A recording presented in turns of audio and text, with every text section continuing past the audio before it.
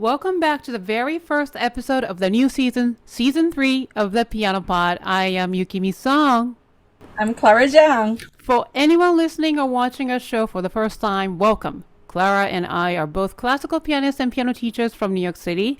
This podcast is for anyone who plays the piano for fun, loves listening to the piano music, or for someone who is currently pursuing a career in piano or works in the industry professionally.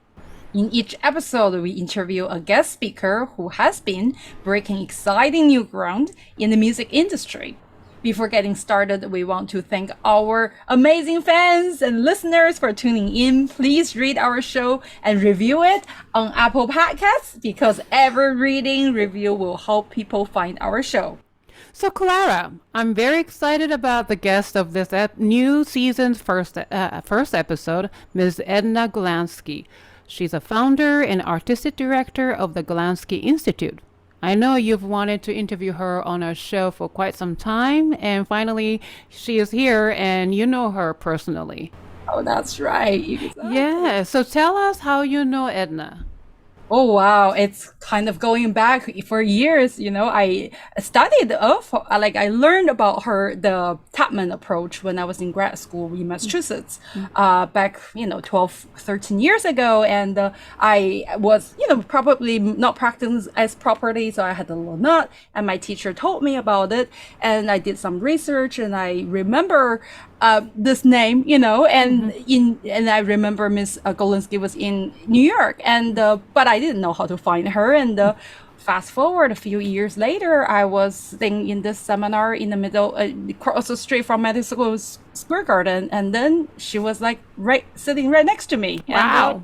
And, friend actually before I even studied with her, attended her summer festival in Princeton. So it was such a beautiful experience. I took some lessons with her. I did some workshops. I also attended the symposium in Princeton. Oh, wow, great. So then tell us your experience with this Taubman technique. Right. So the Taubman technique, basically, in my personal view, I've heard quite a bit, also the backstories of, how, well, I'm sure she's going to tell us all the juicy details, right? How this eventually, but for me, it's something I feel like you have, it goes so down to the basics so that anything that was not corrected as from the childhood needs to be corrected before you release all the pain, right? So, and I remember this one day when we were in Princeton, all the pianists were sitting together and then practicing C major scale, and then eventually you just could not have any sort of pressure, your pressure just goes away and you feel kind of light, So. Wow, that sounds really interesting. Wow. I myself learned a specific piano technique using a natural arm way, body way to play the piano from my teacher back when I was getting my master's degree and from which I really truly benefited as a pianist and teacher. So I really can't wait to hear more about this Taubman approach and how Edna decided to share it among other fellow pianists by creating this amazing training institution for all pianists and pedagogues. Yeah, me too. I'm so excited to be able to reconnect with her after quite some years. And yeah, that's cool. So let's get the show started. Yay!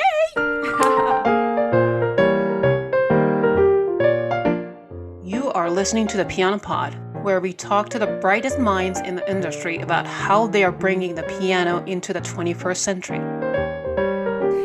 We're delighted to introduce our guest of Season 3, Episode 1, Ms. Edna Golandsky, founder and artist director of the Golandsky Institute. Ms. Golandsky is a world-renowned piano pedagogue and the leading exponent of the Taubman Approach. She has earned wide acclaim throughout the United States and abroad for her pedagogical expertise and for using the Taubman piano technique. Performers and students from around the world come to study, coach, and consult with Ms. Golandsky. She has a long-established reputation for the expert diagnosis and treatment of problems such as fatigue, pain, and serious injuries, including carpal tunnel syndrome and tendinitis. She has been a featured speaker at numerous music medicine conferences and developed video instructional materials with more than 1 million viewers. Edna, welcome to the show. We're so honored to have you. Yay, thank you so much.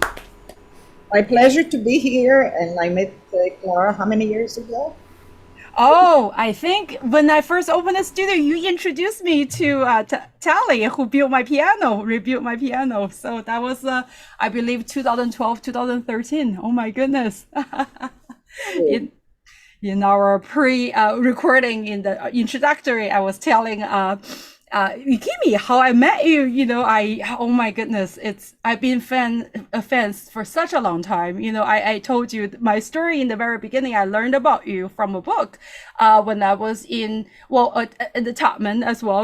When I was in grad school in Massachusetts, and when I was having some pain in my back, and my teacher told me, and then one day we just met in the middle of across the street from Madison Square Garden, right? It was just such a beautiful. So yeah, we want to learn so much about how you got to who you are, and so why don't we start from the very beginning? We would love to know what is your training like as a youth, and later on, I believe you attended Juilliard first before you went to Taubman. My training was like many people. I grew up in Israel, and that was my first training, and it was with a Russian teacher, the wonderful teacher, and you put a lot into me. I had an opportunity at age 16. I had relatives here who knew I was gifted, and they suggested that I come to study in the States. I knew nothing about Juilliard or anything. They just said that there was a very good music school, and I will audition to it. In other words, I was not auditioned. I was not there, and I came and I auditioned, and they accepted me to the prep division at the time. And I studied with a wonderful teacher, also Jane Carlson, for 2 years, and she brought me to Rosina Lhevinne, who accepted me, and I worked with her. She was already, quite old, and I decided, after a while, to change teachers. I went to Adele Marcus. Okay. Yeah.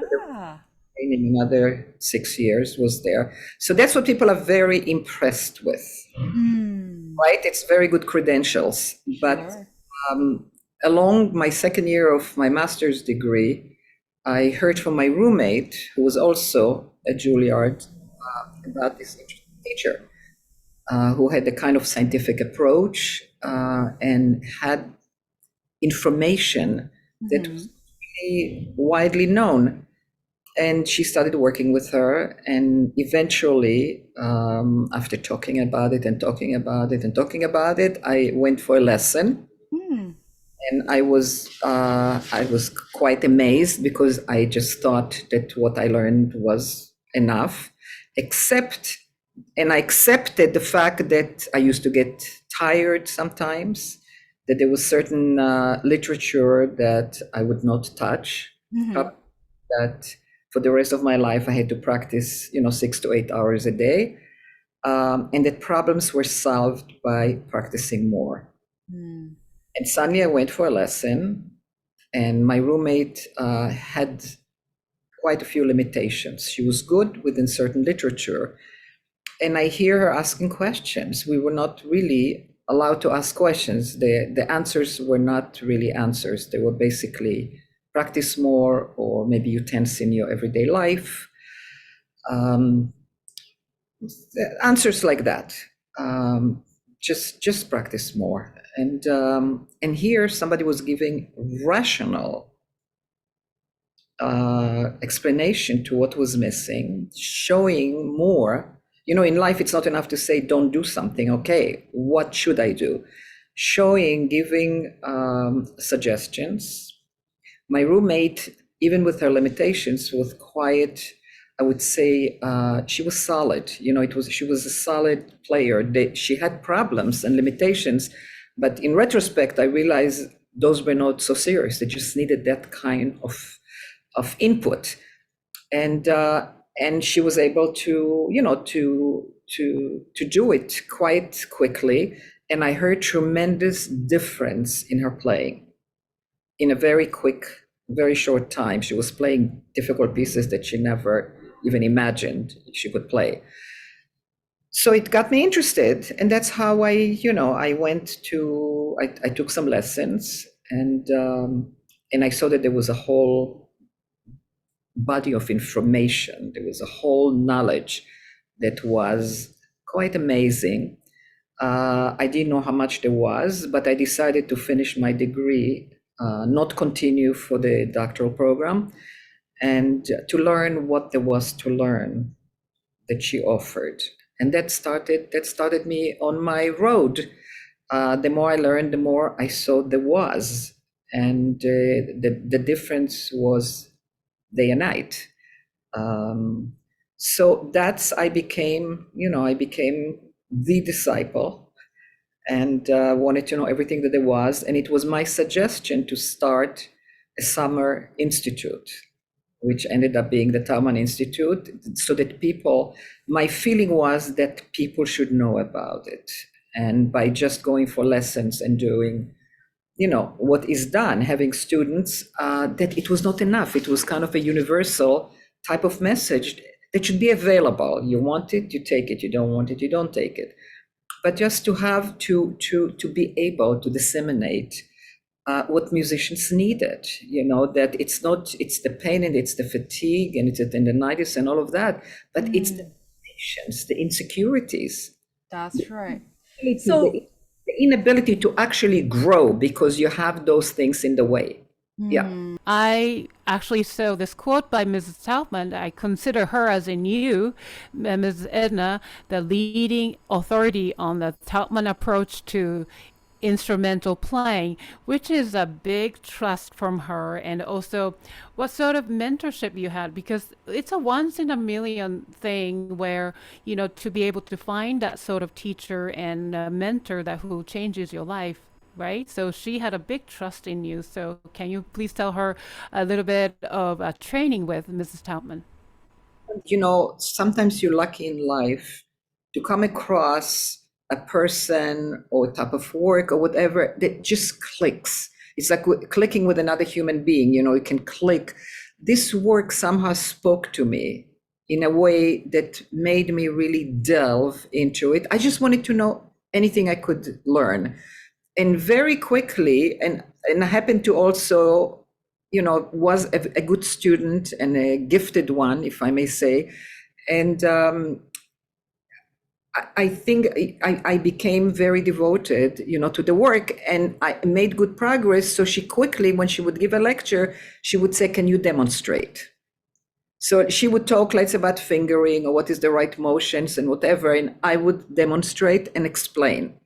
So it became more and more part of, that was a way to really understand something even further. So I was doing all of that, whatever she did, I would go and demonstrate. And sometimes it was in another country.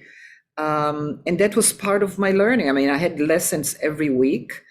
Whatever she told me, I would come home before teaching and I would try it. I would make notes and I would try it out immediately so that I wouldn't forget it. Because, it's very experiential. You have to feel it in your hands. It's the words are a way to get into it, but you have to, to feel it in your hands.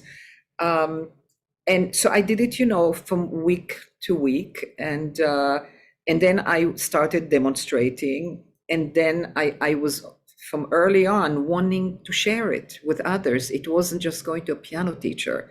It was really learning something that has a universal appeal to all pianists at all levels, at any age. You have to start kids, right? There's certain very basic things that I know you're probably going to ask me. What would be the things that you would recommend to someone who's starting? In other words, I learned that this is the problems that pianists experience are preventable, that we don't get to the point that we need a treatment, that the so-called treatment should be a way to grow, to develop, to be able to play pieces that you didn't feel you could play before. It's almost too good to be true. It took me a while to actually trust. Right. I would think I'm learning all of this. And then sometimes she always said, whenever something, practice it. And if it still doesn't feel 100%, bring it back. No one has ever said that. And I would bring it back and I saw the levels, how something already is better, but underneath something else needs to be, like adjusted. That it has that kind of intricacy and small, that is hard to imagine unless you do it. So I used to think, well, I mean, this is it. I mean, she's explained to me so much, and there's still something here. That's probably it. There's no more. Right. For a lesson, and you see, where do you find a teacher to say you have to tell me what's bothering you all the time, because it gave her a clue as to what might be, because a lot of it is not visible. And I would see the lesson, she would tell me something else and adjust. And it was a whole other world still, that it was constant adaptation until it felt really amazing.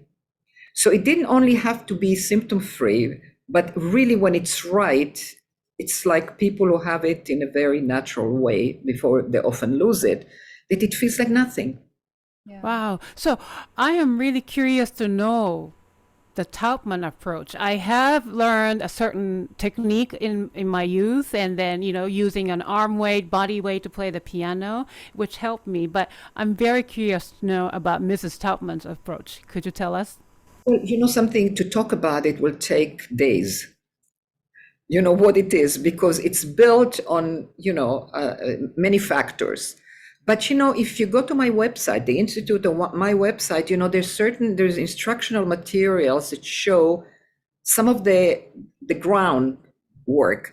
Now, whatever one of the things in this work that people don't realize is that some of it has to be exaggerated at the beginning in order to be felt, because it is a connection of the finger to the hand, to the form in a particular way. It's not enough to be, although sometimes I tell, people read, and just the idea that it's not isolated fingers already helps. But then people go to relaxation, which is the other side of the spectrum, and that has its own problems. So, okay, so what does it mean? What does it mean?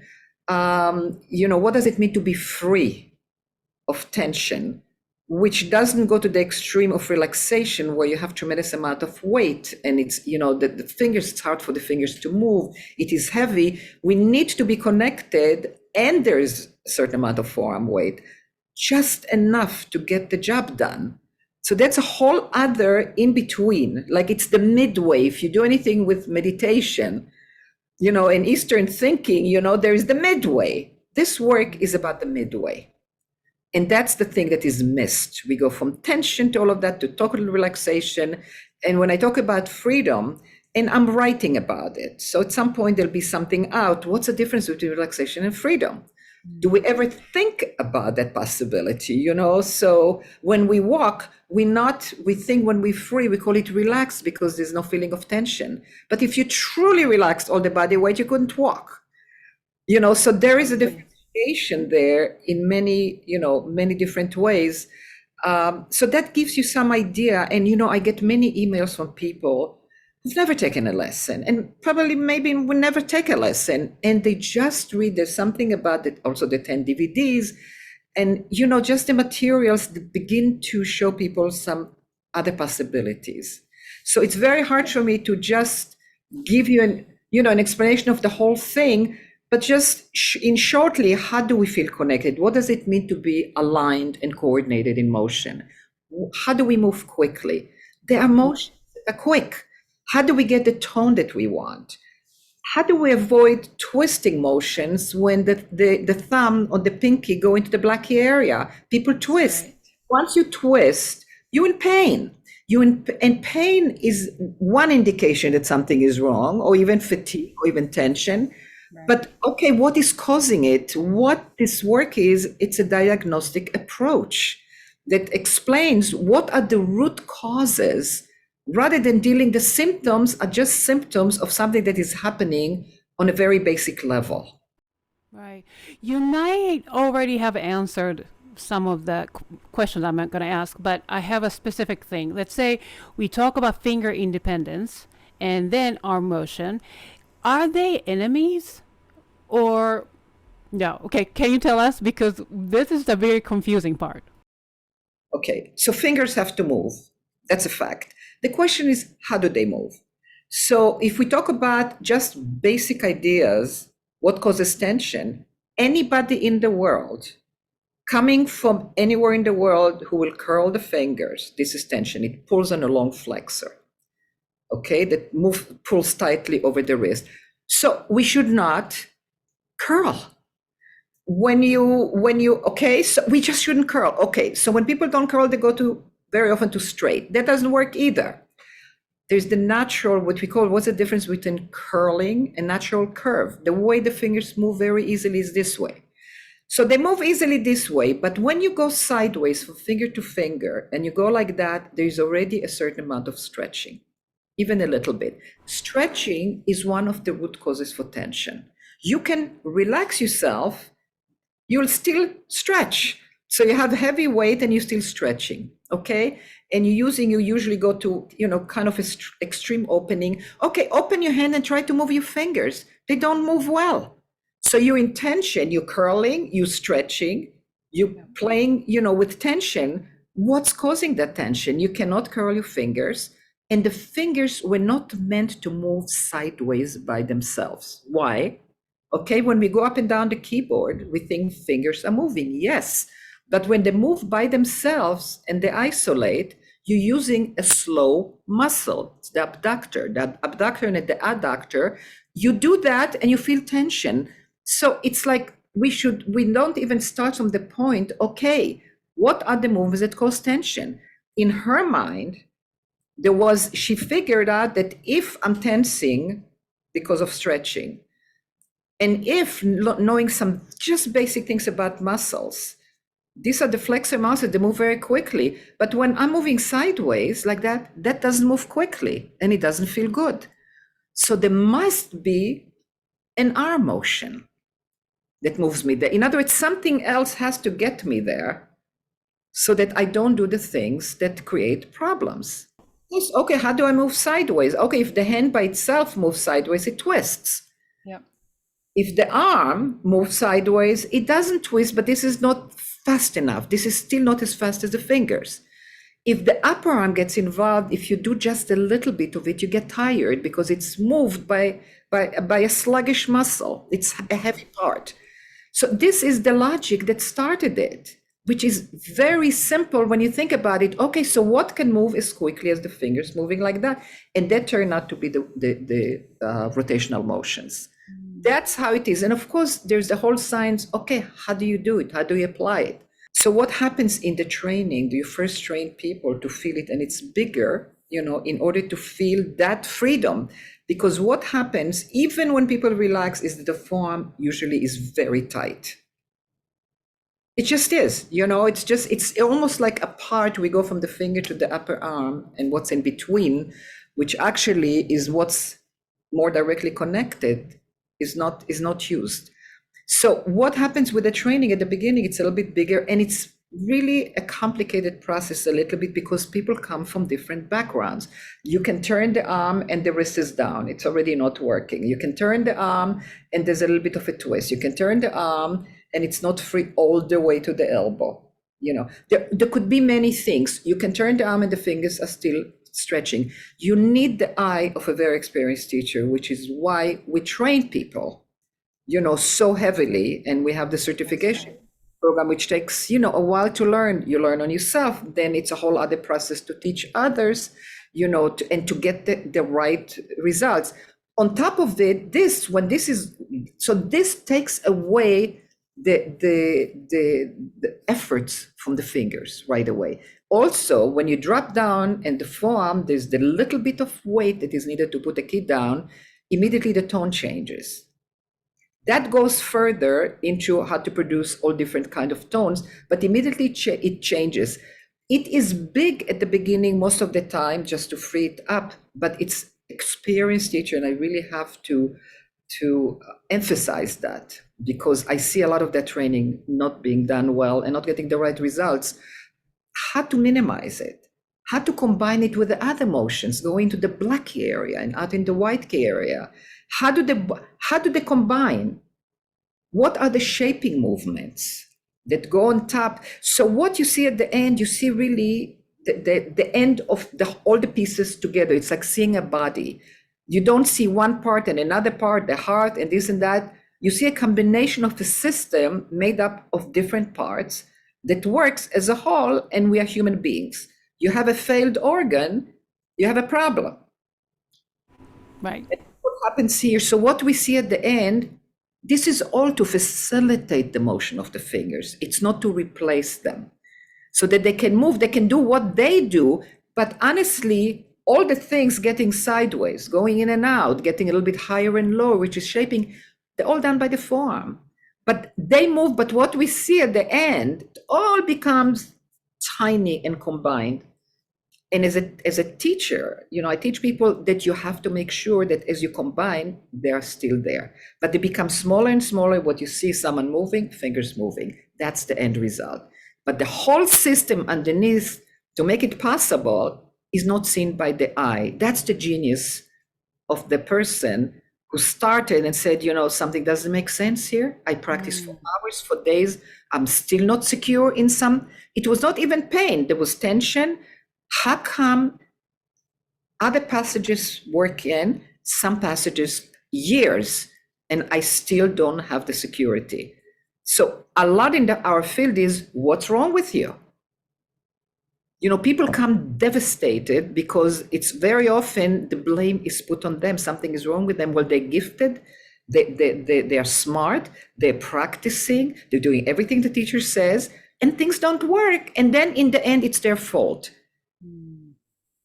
And that is devastating. So one of the things that I say, there's nothing wrong with you. There's something wrong with your way you're playing. That's a whole other thing. And that is fixable. That is totally fixable. Completely puts really, I would say, the responsibility on us teachers. If a student doesn't listen, doesn't want, or whatever, no, let's not do it. There's no point. People who come to me want it, and people who come to me will do anything, to get it right as quickly as possible. But it's this opens a whole world of I can be better than I could ever imagine possible.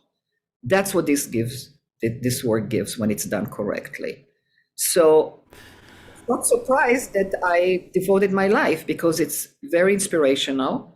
Right. And along the way, for now several decades, I could see, how it could progress because people came, okay, everything is blah, blah, blah, good. But this passage or this passage, what else can be there? And that's how the work evolved further. Wow. So it's a lifelong learning experience, right? Technique, just as much as we exercise our body. So I'm trying to really incorporate that sort of approach to my students who are much younger, right? But when it comes to technique, they start yawning because it's so boring. So I tell the teachers, I say, don't say it's something special. In other words, if somebody comes to you, we have all the techniques, curl your fingers from the beginning, right? An apple in the hand. It's already isolate your fingers, the wrists all the way down. Instead of that, you put them, and that's also on the both websites, what's the right height? Show them how it's the level of the arm. So it's not falling back and it's not too high. It's never too this or too that. Just tell them, you see how the hand is. You don't talk about, they move together. Give them the idea that they move together. If the wrist is falling or if the wrist is too high, show them how in life we don't move like that. In life, we just if I went to my head and I went to pick up something, we move like that. That's one piece. So you can give that idea and how when the finger goes down, the forearm goes with it. You already have them set up. Right. Yeah. And I really technique. Mm-hmm. Not even call it technique. It's part of the lesson. And then we have a whole system, of how to show, and all of that. But from the beginning, it's not something special. It's how you do it. Hey guys, we're now officially on Patreon. Yeah, I'm so excited about our next step on this podcast journey. Same here. So, dear TPP fans, we love what we do, and it's been an incredible journey for both of us, Clara and I, for the last 2 years. And we're now in season 3, and more than ever, we really need your support to continue our work by bringing you highly valuable content bi-weekly by interviewing the A-listers in the industry. So please go to patreon.com/thepianopod and become part of the TPP community by subscribing to us. With your subscription, you will receive monthly subscriber-only exclusive content from our show.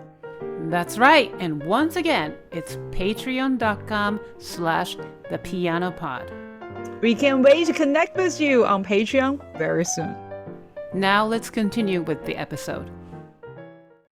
Yeah, I remember when I first heard about you, there were a name. I think they were calling you the piano doctor, where I was like, oh, I want to study with the piano doctor, you know. And I remember now, I was a friend who was going through as a clarinetist actually, and she was also doing Alessandro technique, and then she also heard about you. So how do musicians eventually, how long does it normally take for musicians to really, if somebody is really injured, how long does it take for them to really heal? So, something, the answer varies. It depends on what type of injury. It depends how well the person learns. That's true. Some people are able, from the beginning to kind of put aside, what we learned a lifetime, sometimes so many years, and you can't combine. You can't like stretch in the rotation. You can't move properly in and out, and fingers going straight and curl. You have to do it, and most people will at that point, because very often they come. This is the last stop. They tried doctors. They tried all the different techniques, which, like Alexander, is good in itself and everything, but it was never meant to solve piano problem. It was meant to voice back. And it's fine to be, to be aligned here, but this is a whole other alignment. This is an extension that this work deals with. So you can be aligned with your body, and people who come from that and from Feldenkrais, they already have a better idea in the head about alignment, that things are aligned. But it doesn't mean that your hands at the piano will be aligned. That is not what it was meant to do. So, but it's on the Taubman approach. In that way, it's on the same line of, alignment and coordination, but it goes very specifically into what we need to do at the piano. So when you ask how long, it depends on the person, it depends on the injury. Some people learn very quickly. It's sometimes it's amazing to me. It's how good the teacher is. That's if you true. see no results or not really amazing results, really like solving problems, you look up a better piano. This is why I do all the training. And my students do the training. I have some wonderful, wonderful people who are great teachers already. Look, I don't tell people you have to study for many years. This is completely up to the individual. When they come to me, I try to solve the problems that they have, definitely the injuries, and the injuries often go because the problems at the basis are so obvious. Yeah, I definitely experienced that in the very beginning even, and So I just said to put you on the right, to put you in a place where you are comfortable. There's no symptoms. There should be no symptoms, bad symptoms in a technique. The symptoms tell you, as they do in daily life, that something is wrong. So, so you don't go and say, well, I was told you practice. It goes, you get through, but you don't, it gets worse. In other words, in everyday life, if something hurts, you don't go and do the thing that caused the pain. You say, what is wrong with me? Or you go to the doctor. So this is up to the people. I teach to the degree that they want me to teach. My basic role is to get people into a level that they're very comfortable and there are no symptoms. Of course, if they take the Tchaikovsky concerto, and there are, things, then I suggest get in touch with me. I have people who study for decades, and I have people who study for a certain amount of time. They take a break, they come back, or they don't come back. They're very happy with what they have. So if you're happy at the level that you are, that's fine. I know what I can offer. And what I can offer is like, it can really be absolutely amazing, but it's not everybody is wants that, or even can imagine that it's available, So I would say at the very, so it could be with some people, it could be a few months, it could be a season. Some people come with very difficult problems, and they have been, from terrible tension into a lot of relaxation.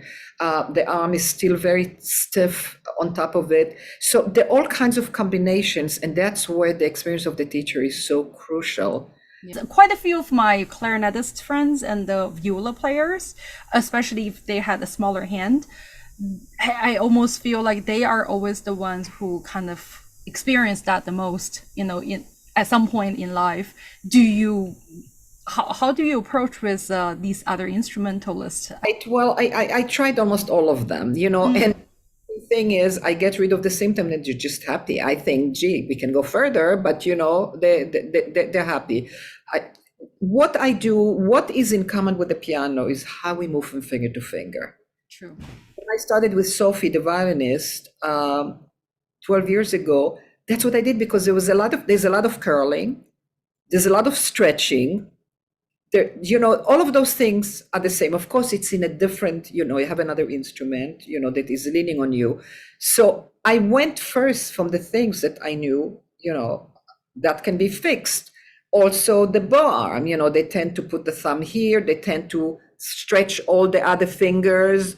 I don't know why. The wrist goes up and down. I show them how to move in one piece, freely. So the bow arm is very quick, also with cellists, violists.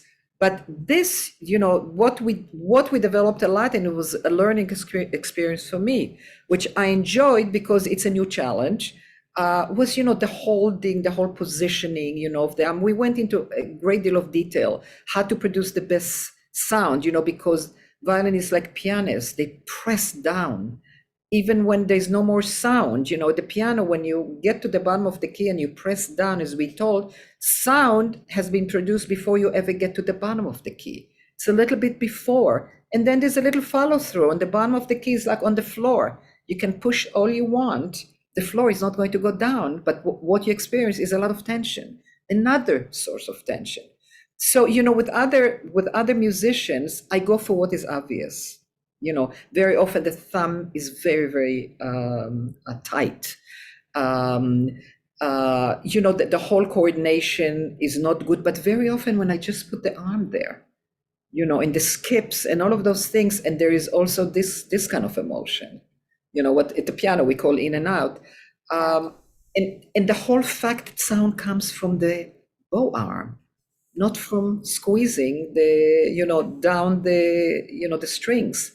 So how far, how much should they go down? And of course, with the help of the invisible, the forearm coming down, it immediately lightens up the whole finger thing.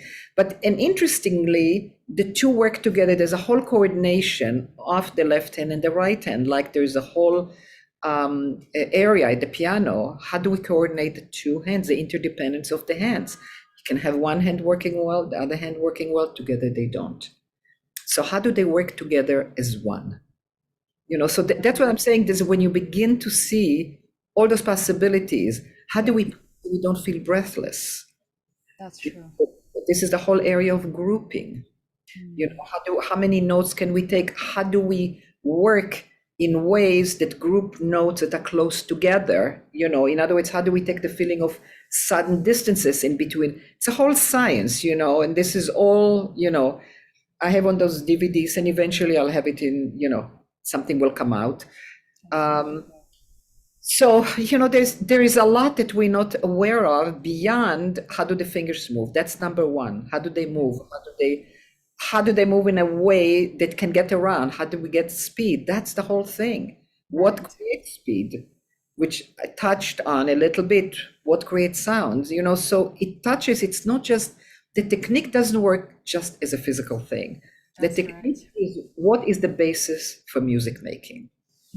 Yeah, and that's the most beautiful part. And just as you said, that if we keep on talking about this topic, we can sit here for days and years, probably, with all this experience you have. So our audience are definitely going to check out all these videos. And well, now we want to diverse our, we're going to go to a different topic. And Kimi and I are both, as and you totally inspired me in the beginning too. We're also, proudly like small business owners, piano teachers, and so we really want to know how you come up, with the idea of the Golandsky Institute. And in the very beginning, it's just a very entrepreneurial thing to do, I think, for musicians. So I don't consider myself to be entrepreneurial. This is the interesting thing. This is two institutes. I absolutely had no idea how it's going to happen. All I wanted to know, it came completely from the idea. I want other people to know, so they know that there's a way to get help. That was it. And I logged onto a friend of mine who was also a student who had some experience in business. She had business, had to do with clothes, nothing to do with this. And I said to her, would you help me? Would you help me? Would you help me? Would you help me? And that's how we started the Taubman Institute. She said she found a place, upstate New York, and in a beautiful place right on the lake. And we had immediately 50 people. It went really well. Taubman was doing the lecturing and the master classes. I was doing the demonstration. Then we had, we taught people individually so they could really experience it, because the words don't give you the experience or much of it. Just to some degree, and it was very successful. So then it moved to we couldn't have it the following year. It moved to Amherst College, and we were there for. Oh, that's why. I see. And it was wonderful. I had my 2 kids while we were there. I don't mean literally that I was there. I was pregnant there, but we had a mother's house. Some of the faculty with kids and babysitters and all of that. The Golandsky Institute came out of the need. It was a summer thing, the Taubman, out of the need of doing it year round, that it needed a lot more effort and it wasn't available in the previous institute. So I wanted year round, because you can't just do a summer thing. You have to have things happening all year. I wanted to certify people. It wasn't possible to do it for various reasons at the Taubman Institute. And so actually it was not, I didn't have the idea to start it right away. I had the idea to rest from it. And I had 1 year, I did something in Italy. My good friend Giselle Brodsky, who has the Miami Festival, piano festival. At the time she didn't have it, she was giving a workshop in Lecce, Italy. Who wouldn't want to go? I met her in Miami, actually. I did not know the connection at all. I just got bored on the beach and I went to the festival. That I was at Juilliard and she was at Manhattan School of Music, and we met at Taubman studio, and she became a lifelong friend. She did this. She had one of her pianists wanted to do a workshop. She said, why don't you do your thing? So we went and we had a fantastic time. Coming back, people kept asking, when are you going to do something in this country? It's too expensive to go to Europe. My idea was that I will go to Europe for a whole bunch of years and have someone do it for me. And all I have to do, I brought my people, we gave workshops, we taught and all of that, but people really put a lot of pressure. And, Princeton was open, and one of my students connected me, who was involved with them, connected me, and they said, we would love to have you. That's how it happened. And that became, and I wanted to do it also with, a group of people that I felt would be able to disseminate it very powerfully. And it's been a happy marriage. Are you still doing these summer? Well, we took a year off. During the pandemic? A lot. And then COVID happened. Oh, I see. So we've been doing our workshops online, on Zoom. Actually, what has been, we do it several times, at least 2 or 3 times a year. And we have now, the benefit is, of course, it's easier and it's cheaper, but also we have had people from 40 countries log on and participate. So it made it available. On the one hand, it doesn't have the personal touch, and we may go back to that. It didn't, if life ever changes under COVID. But also, people can sit home next to the piano, and as they hear things, they can try it. So, I mean, Zoom has been amazing for us. We're happy with it, and I can't predict the future. I can't predict the future. Maybe I would like to do something in person, and but whatever it is, we are on all the time, and we have also a wonderful button that's called Request a Teacher. We have people from all over the world asking for a teacher. Very often we don't have a teacher in their area, but if they're open to Zoom or to other ways of connecting. That's great. So besides, offer on Zoom, so you can reach out to people internationally. That is so amazing. And then what a creative way, right? Then also I went online and saw your website, both your personal ednagolansky.com and also golandskyinstitute.org, both of them.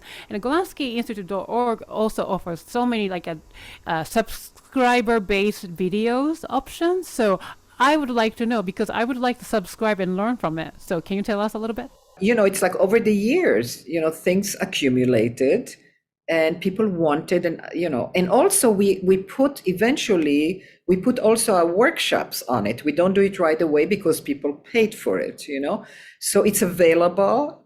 So you can look at what we did, over the years. And I think that it's maybe even put according to sometimes to subjects.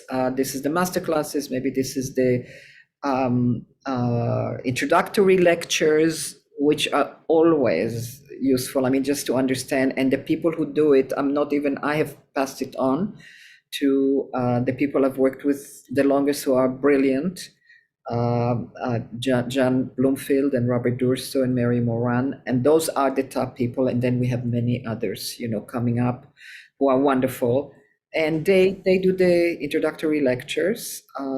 I actually have done less because so much we have a faculty. I remember all of them. They were amazing. Yeah, we have maybe even some other people. We have more and more people are being certified. So we have also people coming up. We send them students. People who are doing good work in this work, we send, we fill up. And by the way, we were in Europe before, in the Far East, but what Zoom did, it just opened it up that much more. And to countries that I never even knew there were people who played the piano there. It's that there is the interest. So so going on our streaming, so it became the streaming, and I think it's very, very inexpensive. I think it's under $20, something like that, and Wow. 160 or 70 at this point, pieces of information, from all of us. So it's really very, very rich. And then on top of it, I have mine, which I call instructional materials. And on it also you have it came out of a blog, that people would ask questions and I would show. And I haven't charged for it. And it has, I don't even remember, it has master classes. So there's a lot for, like I said, the streaming, which is so inexpensive. Mine, it is free. So modern, so contemporary. It's awesome. Yeah, You're wow. such an inspiration for I all know. the musicians. And by the way, along the way, I put together the art of rhythmic expression. What does it mean to be rhythmic? And it's a very different take because it has to do the how of it. In other words, you can say be rhythmic or do this or do that. So that's kind of a long lecture. It's in the streaming. It's also on my website, and also one about the fact that we so often told to bring out the main lines by shushing, by quieting down the others. Well, the music is not, that's not what the music is. So I called it the forgotten lines. Those are the forgotten lines. And it goes, again, connect to the work, what in the technique allows us to hear everything, but to be able to balance the voicing. Because, when you hear a string quartet or a trio or a duo, you don't tell the other person who has accompanying figures, to be so quiet that we don't hear it. That's not the piece. So what do we do it? Because my background is like that, and people also that, I've taught and with the best so-called teachers, just by being quiet, because it will overcome. So what is the technique to get a sound that is rich enough, even if it's soft? And how do we balance, how do we get soft sounds without holding up and not being able to control it? I mean, this work answers all of those things. This is like, the whole idea is to have the means in the end to put the technical. And actually, the latest workshop that we gave is what I talked about. This is from June. It has a 45-minute or 50-minute lecture. Wonderful. Transferring from technique to, I would say, the technique of music expression. It's a technique. It's still how our hands put those keys down. We can think it, we can feel it, we can move our bodies and all of that. Doesn't mean it's going to come out. Wow. Wow, very inspiring. And then also I checked out some of the testimonials, and then I recognize a lot of names.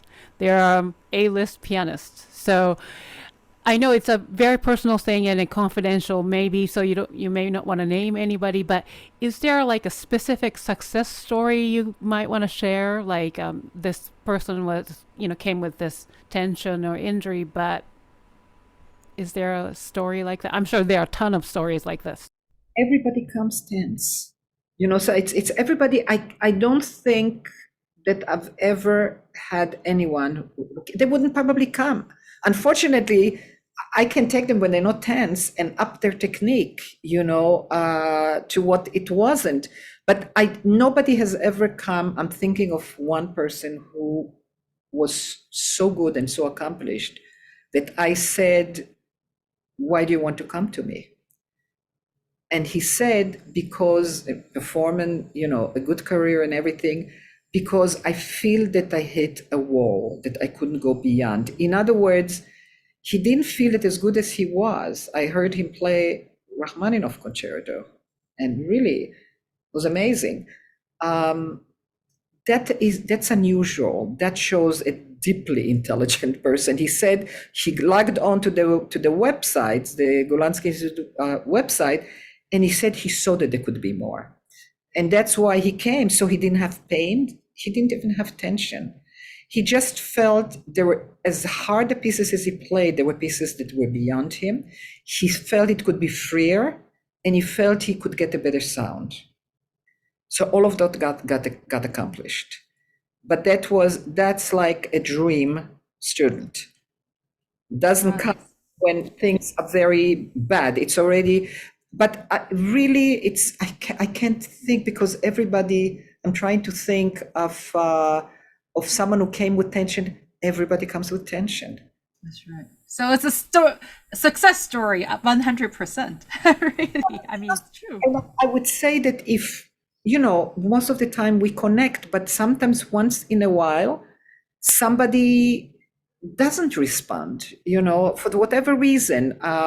Sometimes the people, very intelligent people, there's some sense that maybe they take a little bit longer, and maybe it will not be as wonderful as I think it can be, but the difference is huge, no matter what. So I think it takes particular intelligence, maybe, to kind of connect concepts that are new, to allow the hand to take it in. It's like with any kind of learning.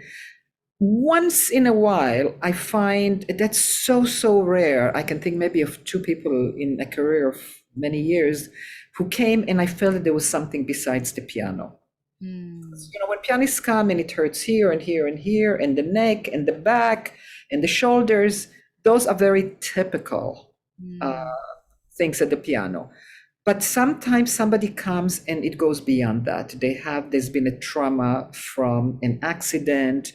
There could be something a little bit psychological, what the teacher said about you, and but I could think of two people like that. And then in that case, I would send them to somebody thing, that can release. For example, Feldenkrais, the man was a genius, who understood. He was talking about the connection between the brain and the body. and was was helping people with traumas and with neurological problems, which is really what it was about. So I have a friend, that occasionally I would send someone to her and I said, I think there's more to it here. See what there is. And she always found what was wrong with the body. And she fixed that, because that was, I felt, was not a piano problem. Took me many years to realize once in a while it is. And then I could work with them. Then the body was normalized with all its problems but I would say that 99.9 of the time, those issues come from the instrument. That's true. Wow, what a beautiful advice you have given to all of us. I mean, inspiration. It's just all these beautiful stories. I'm like getting so excited. But our show, unfortunately, yes, go ahead. You that can go into computer injuries. I have a website, by the way, called that's right. .com. It can go into that, and it can go into daily, when you grip too hard, when your alignment is broken. Chefs have these problems, doctors who operate, dentists. So it goes in the end in how we use our hands, except that in daily life, fixing it may take 5 minutes. You don't have to do all the things that are, at the piano, that are much more, or any other instrument. Yeah. Yeah, that's true. Yeah. So, well, unfortunately, our show is coming to the end, and we have so much material on your website. So we're going to list all of that. And just as a sort of our tradition, we would like to hear your advice for young pianists. And I remember when I studied with you, there were a couple of very promising young musicians. And so, what do I suggest to them? I do what I do with grown-ups. There's no difference. And the very gifted ones that I worked with are very easy to teach. Some of them, they don't have the years and years. Some of them, I don't know whom you heard, but the ones that I've worked with just had some of the same problems. It doesn't vary. I have had teachers who bring to me an 8-year-old with a fourth finger that hurts. What do you think? It's isolating, it's pushing, it's stretching, the other fingers are stretching away. It's exactly the same. I don't teach kids, I don't work with kids now, but I talk to them like grown-ups. I made, tune the language and all of that, but they're so smart and they're usually very quick. They're sometimes easier to work with because they don't have all those ideas through the years, the brainwashing. And the suggestion is for a teacher to put them, it's in on the instructional materials, it's the streaming, how to sit right, what's the right height, how to start them, just not to get into those problems to begin with, and then how to develop them, and that's the information, that's all the meat of this work. So I don't know if that answers it, but it's the same problems. Definitely. That is so beautiful. And so we're going to put all of our, the website and everything in our description later on. But we're going to go into our very last segment. Are you ready for the rapid fire questions? Let me try. So, very quick answers, and you don't have to think, and there's no wrong answers. And we're going to go. What is your comfort food? Vegetables. Okay. Are you a cat person or dog person? I'm allergic to both. Oh, unfortunate. That's easy.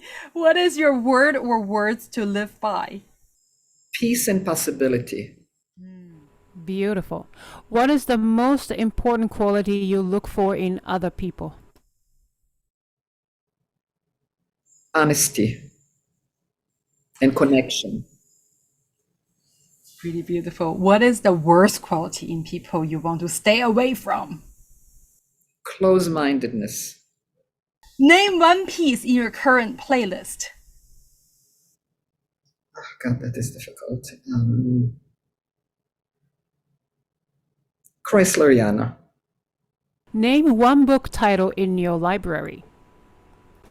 Something I'm a Hebrew speaking person also. I come from Israel.